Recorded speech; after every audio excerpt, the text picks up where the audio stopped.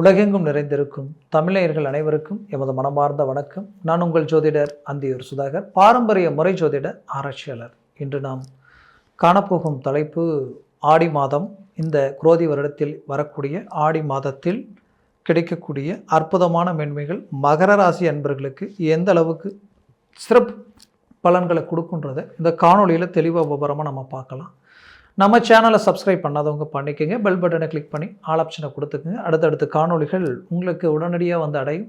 ஆக மகர ராசி அன்பர்கள்னால் straight forward, யதார்த்தம், உள்ளொன்று வச்சுட்டு வெளியில் ஒன்று பேச தெரியாது, போல்டாக இறங்கி செயல்படுவீங்க. ஒரு முடிவு எடுத்தால் முடிவில் தெளிவாக இருப்பீங்க.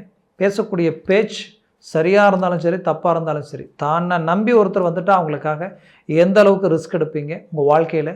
அப்படி பலவிதமான ரிஸ்க் எடுத்து கடந்த காலகட்டங்களில் சில மன உளைச்சல் அடைஞ்சிங்க. ஏன்னா நீங்கள் உங்களுக்காக பாதிக்கப்படலை, மற்றவங்களுக்காக பாதிக்கப்பட்டதை தான் அதிகம். அப்படி ஒரு புறம் இருந்தாலும் மறுபுறத்தில் உங்களுடைய முயற்சிகளில் எங்கேயுமே நீங்கள் உங்களுடைய தன்மானத்தை விட்டு கொடுக்காமல் வாழ்ந்தவங்க. அப்பேற்பட்ட உங்களுடைய வாழ்க்கையில் சனி பகவான் எப்போ 7.5 சனி தொடங்கிச்சோ அப்போ இருந்து இந்த சனி பகவானால் இனம் புரியாத வழி வேதனைகளும் குழப்பங்களையும் அடைஞ்சிக்கிட்டே இருந்தீங்க. அந்த வழி வேதனைகளில் எந்தெந்த முயற்சிகள் எங்கெங்கே எடுத்தீங்களோ அந்த முயற்சிகள் எடுக்கும்போது தெளிவாக இருந்தது, எடுத்து செய்ய பல்வேறு விதமான குழப்பங்களுக்கு ஆளானீங்க. ஆனால் இந்த மாதத்தில் பார்த்தீங்கன்னா இந்த சனி பகவான் ஒரு பக்கம் வக்கர நிலையில் நின்று அவர் பார்வை விழக்கூடிய இடம் உங்களுடைய 4ஆம் வீட்டில் விழுது, அதே நேரத்தில் உங்களுடைய 8ஆம் வீட்டில் விழுது, அடுத்ததும் அவருடைய பார்வை உங்களுக்கு விழக்கூடிய இடம் உங்களுடைய லாபஸ்தானத்தில் விழுது. அப்போது இந்த பார்வை வக்கர நிலையாக மாறி விழுறதுனால ஒரு அற்புத மேன்மை தான். அடுத்தது வந்து பார்த்தீங்கன்னா உங்களுக்கு குரு பார்வையும் உங்களுக்கு 3ஆம் வீட்டிற்கு அதிபதி, 4ஆம் வீட்டிற்கு அதிபதி ப்ளஸ் 11 லாபஸ்தானாதிபதியும் 12ஆம் வீட்டிற்கு அதிபதியும். இந்த அதிபதிகள் உங்களுக்கு சேரக்கூடிய இடம் எங்கே அப்படின்னு பார்த்தீங்கன்னா பஞ்சமஸ்தானத்தில் சேர்றாங்க. உங்களுடைய மகரத்திற்கு 5ஆம் வீட்டில் சேர்ந்து அவருடைய பார்வையும் அதே லாபஸ்தானத்தில் டைரெக்டாக 3 கிரக பார்வைகளும் விழுது. இது எல்லாமே உங்களுக்கு கிடைக்கக்கூடிய ஒரு அருமையான வாய்ப்பும் மேன்மையும். பாக்கிய சம்மந்தப்பட்ட இடத்துல குரு பார்வை விழுது. அதே சமயம் உங்களுக்கு வந்து பார்த்தீங்கன்னா உங்களுடைய அஷ்டமத்தில் செவ்வாய் பார்வையும் விழுது, சனி பார்வையும் விழுது. இதில் குறிப்பாக சொல்லணும்னா உங்களுடைய 12ஆம் வீட்டில் விழக்கூடிய உங்களுடைய ராசியில் விழக்கூடிய பார்வை குரு பார்வை. ஏன்னா குரு 5இல் நின்றால் கேட்டாலும் கிடைக்காதுன்னு சொல்லுவாங்க. அப்பேற்பட்ட குரு பார்வை இந்த 5ஆம் வீட்டில் விழுறது உங்களுக்கு கிடைக்கக்கூடிய ஒரு அருமையான மேன்மை. அப்போது இங்கே எல்லாமே டாப் லெவலில் இருந்துமே கடந்த காலகட்டங்களில் பட்ட அந்த மன அழுத்தங்களால் இப்போ எல்லாம் நல்லா இருக்குது. ஆனால் அந்த மன ரீதியிலேயே நமக்கு எதெடுத்தாலும் ட்ராப் ஆகுது, எதெடுத்தாலும் குழப்பமாகுது, எதையுமே முழுமையாக செய்ய முடியல, மீறி செய்ய போனால் பிரச்சனை போய் நிற்குது, நமக்கு யாரும் ஒத்துழைப்பு கொடுக்கல, நம்மளை சுற்றி இருக்கிறவங்க நமக்கு உதவி செய்ய வேண்டியவங்க செய்யலை, செய்யக்கூடிய நிலையில் இருந்து அவங்க அக்கறை எடுக்கலை, இந்த மாதிரியான சில குழப்பங்கள் உங்களை சூழ்ந்து நின்னாலும் அந்த மைண்ட் செட்லேயே இருந்து இப்போ வரக்கூடிய இந்த சனி வக்ரம் கிட்டத்தட்ட 4.5 மாதத்துக்கு இருக்குது. அதில் இந்த மாதம் முழுவதும் சனி வக்ரம் மட்டும் உங்களுக்கு ஃபேவராக இல்லை. உங்களுக்கு பஞ்சமஸ்தானத்தில் இருக்கக்கூடிய குரு செவ்வாய் இணைந்து உங்களுடைய 7ஆம் வீட்டிற்கு அதிபதி உங்களுடைய சூரிய பகவான் 8ஆம் வீட்டிற்கு அதிபதி 7ஆம் வீட்டில் நின்று உங்களுக்கு சுக்கிரனும் பார்த்தீங்கன்னா 7இல் பாதியும் 8இல் பாதியிலையும் நிற்கக்கூடிய இந்த காலம், இது எல்லாமே பார்த்தீங்கன்னா உங்களுக்கு ஒரு அருமையான ஒரு காலமைப்பு தான். அப்போ இந்த நல்ல நேரத்தில் இந்த சூழலெல்லாம் நினச்சி இந்த நல்ல நேரத்தை வீணாக்கிடாதீங்க. அப்போது முயற்சிகளை பலப்படுத்துங்க, ஒரு நல்ல மேன்மையில் அடைவீங்க. குறிப்பாக அஷ்டமஸ்தானத்தை பார்க்கக்கூடிய கிரகங்கள் 2 கிரகங்கள் பார்க்குறாங்க. ஒன்று 4ஆம் வீட்டிற்கு அதிபதி பார்க்குறாரு, லாபஸ்தானாதிபதி பார்க்குறாரு, ப்ளஸ் உங்களுடைய தனஸ்தானாதிபதி பார்க்குறாரு, உங்களுடைய ராசியுடைய அதிபதியை பார்க்குறாரு. அப்போது அஷ்டமஸ்தானன்றது ஒருத்தருடைய நல்ல ஒரு மனுஷனுக்கு வந்து பார்க்கும்போது ஒரு அதிர்ஷ்டத்திற்குரிய இடம்னு சொல்லலாம். ஏன்னா இந்த சனி பார்வை அந்த இடத்துல பட்டதுனால என்ன ஆயிடுச்சுன்னா ஒருத்தர் வீண் பழிகள் சுமக்கிறதும் இந்த அஷ்டமஸ்தானம் தான், ஒருத்தருடைய வாழ்க்கையில் பங்கப்படுறதும் அந்த அஷ்டமஸ்தானம் தான், கேவலப்படுறதும் அந்த அஷ்டமஸ்தானம் தான், வீண் பழிகளை சுமக்கிறதும் அந்த அஷ்டமஸ்தானம் தான், ரொம்ப வறுமைக்கு ஆளாகி ரொம்ப பண நெருக்கடிகளுக்கு ஆளாகிறதும் அந்த அஷ்டமஸ்தானம் தான். அப்போது இந்த ஸ்தானத்தில் கடந்த காலகட்டங்களில் இருந்து சனி பகவானால் விழுந்த பார்வையால் அந்த வேதனை இனம் புரியாத வழி வேதனைகளை அடையக்கூடிய சூழலுக்கு நீங்கள் ஆளாயிட்டீங்க.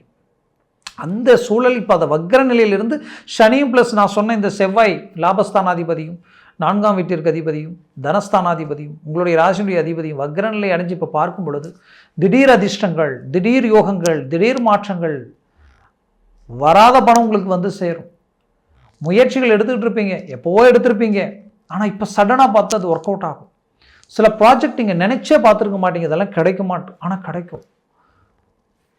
ரொம்ப நாளாக இருந்த நட்பு ஏதோ பழக்க வழக்கமாக இருந்திருக்கும், ஆனால் அந்த நட்பு திடீர்னு பார்த்தா சரி ஏதாவது ஒன்று பண்ணலாம், இல்லை நீ ஏதாவது ஒன்று பண்ணு, சரி இல்லை உன் பிரச்சனையை சால்வ் பண்ணிக்க, இதை நான் கொடுக்குறேன், அப்படி ஏதாவது ஒன்று உங்களுக்கு ஏதோ ஒரு விதத்தில் கிடைக்கும். அந்த அளவுக்கு ஏன்னா அந்த அஷ்டமாதிபதி இருக்கிற இடம் 7ஆம் இடம் இல்லையா, அந்த 7ஆம் இடம்ன்றது பார்ட்னர் சம்மந்தப்பட்ட இடம்.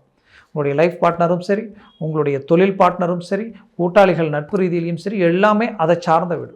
அப்போ இது எல்லாமே உங்களுக்கு ஒரு ஆக்டிவாக இந்த இடத்துல மாறும். அப்போ இது எங்கே வேணாலும் உங்களுக்கு இது ஒர்க் அவுட் ஆகும். நல்ல தெளிவாக இறங்கி செயல்பட்டிங்கன்னா 100% வெற்றி அடைவீங்க. இதில் ராகு உங்களுக்கு 3ல் இருக்கார், தைரியத்தை கொடுத்துருவார், வீரியத்தை கொடுத்துருவார், ஸ்பீடை உண்டாக்கிடுவார். அப்போது 100% வெற்றி அடைய போகிறீங்க. ஏன் இந்த சனி பார்வை கடந்த காலங்கள் 4ஆம் வீட்டில் விழுந்தது. 4ஆம் வீடுன்றது தொலைத்தொடர்பு சார்ந்தது. அதுலேயும் வந்து பார்த்திங்கன்னா இந்த ஆன்லைன் ரம்மி சம்மந்தப்பட்ட பிரச்சனைகள் எல்லாமே நிறைய பேர் அதில் பாதிக்கப்பட்டிருப்பீங்க. அதிர்ஷ்டன்ற பேரில் நமக்கு வரும்னு நினச்சி இழந்திருப்பீங்க. அந்த இழப்புகளால் சிலரெல்லாம் நம்ம எதுக்கு வாழணும், நம்ம ஏன் இப்படி அப்படின்ற அளவுக்கெல்லாம் வேதனைகளை சந்திச்சிருப்பீங்க. கண்டிப்பாக அது எல்லாத்துக்கும் ஒரு தீர்வு இந்த காலகட்டங்களில் கிடைக்குதுன்றத தன்னம்பிக்கையோடு இறங்குங்க. 100% மேன்மையில் கிடைக்குது. வேலையில் குறிப்பாக உங்களுடைய 10ஆம் வீடும் சரி, லாபஸ்தானமும் பாக்கிய சம்மந்தப்பட்ட இடம் பலம் பெறுது. அப்போ 2 இடம் பலம் பெற்று 10ஆம் வீட்டிற்கு அதிபதியாகப்பட்டவர் 7ஆம் வீட்டில் நிற்கிறாரு. அவர் மீண்டும் வந்து அஷ்டமஸ்தானத்துக்கு போகிறாரு. அப்போ என்ன ஆகும்னா வேலையில் ஒரு நல்ல மாற்றங்கள் கிடைக்குது, ப்ரமோஷன் கிடைக்க போகுது. குறிப்பாக அரசாங்க உத்தியோக ரீதியில் இருக்கிறவங்களுக்கு நல்ல ஒரு மாற்றங்கள் கிடைக்க போகுது. உயர் உத்தியோக ரீதியில் அடுத்த இடத்துக்கு போகக்கூடிய வாய்ப்புகள் கிடைக்கும். சில அவார்டு, சில விருதுகள் வாங்கக்கூடிய அமைப்புகள் எல்லாமே உண்டாகும். அதுவும் காக்கி சட்டை, ஏன்னா செவ்வாய் பகவானுடைய பலம் இல்லையா காக்கி சட்டை. அதே நேரத்தில் மிலிட்ரி சம்மந்தப்பட்ட துறையில் இருக்கிறவங்களுக்கும், இன்னும் இந்த அக்ரி சம்மந்தப்பட்ட தொழில் சார்ந்த ரீதியில் இருக்கிறவங்க, அவங்களுக்கெல்லாம் ஒரு நல்ல சேஞ்சஸ் கிடைக்கும். அதுலேயும் ரியல் எஸ்டேட் சார்ந்த வியாபார துறையில் இருக்கிறவங்களுக்கெல்லாம் உயர்தரமான மேன்மைகள் கிடைக்கும், ஒரு நல்ல மாற்றங்கள் கிடைக்கும், அருமையான வருவாய் கிடைக்கும்.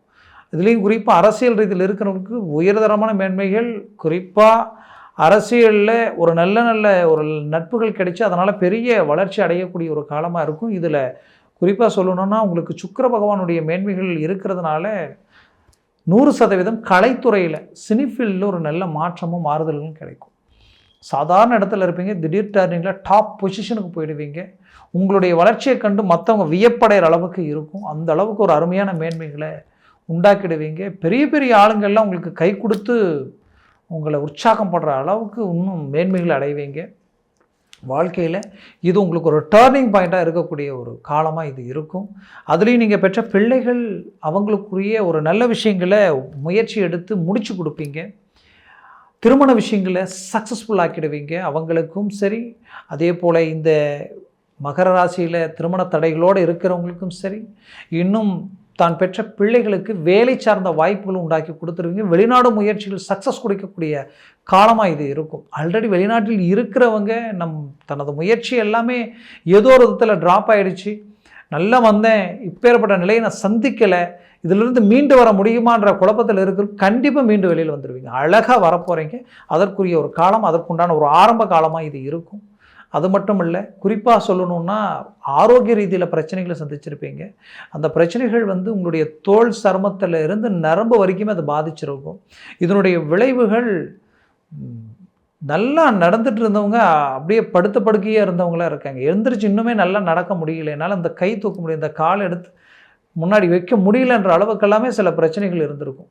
அதெல்லாம் ஆட்டோமேட்டிக்காகவே கிளியர் ஆகும். எத்தனையோ வைத்தியம் செய்தும் கூட நல்லா ஆகாத விஷயம் ஆட்டோமேட்டிக்காக கிளியர் ஆகக்கூடிய ஒரு காலம் அமையும். அந்த அளவுக்கு இந்த காலம் உங்களுக்கு இருக்கும்.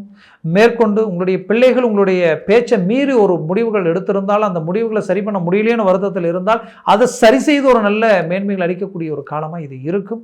ஆக மொத்தத்தில் இந்த காலம் உங்களுக்குரிய ஒரு காலமாக இருக்கும். முயற்சிகளை பலப்படுத்தினால் 100% வெற்றிகள் அடைவீங்க. தாய் வழி சொத்துக்கள் உங்களை வந்து அடையக்கூடிய ஒரு காலமாக இது இருக்கும்.